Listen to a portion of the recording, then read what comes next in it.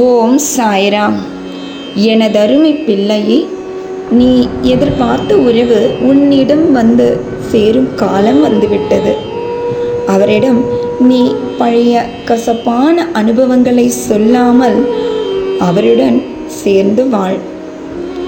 யாரும் இங்கு உன்னுடன் கடைசி வரை வரப்போவதில்லை.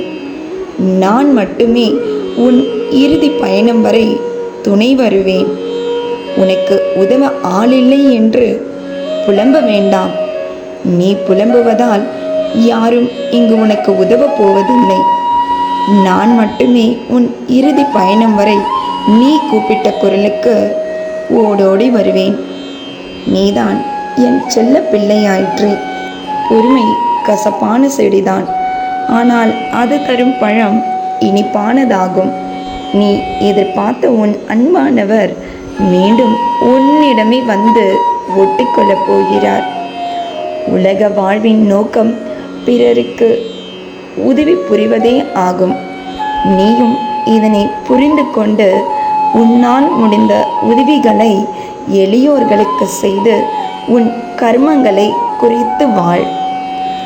கோபப்படுபவனை சோதித்து பார்த்தால் அவன் மிகுந்த நேர்மையோடும் அன்போடும் யாரையும் ஏமாற்றாமல் வாழ்ந்து கொண்டு இருப்பான். அவன் மற்றவர்களால் ஏமாற்றப்படும் பொழுதுதான் அவனால் பொறுக்க முடியாமல் பொங்கி எழுவான். நீயும் அப்படிதான் பிள்ளையே. உனக்கிருக்கும் கோபத்தினால் நீ உனது அன்பான உறவுகளை எல்லாம் இழந்தது போதும். இனியாவது உன் கோபத்தை குறைத்து வாழ். உன்னோடும் உன் குடும்பத்தோடும் என்றென்றும் உன் சாயப்பா. இன்றும் என்றும் என்றென்றும் உன் சாயப்பா உன் அருகில்.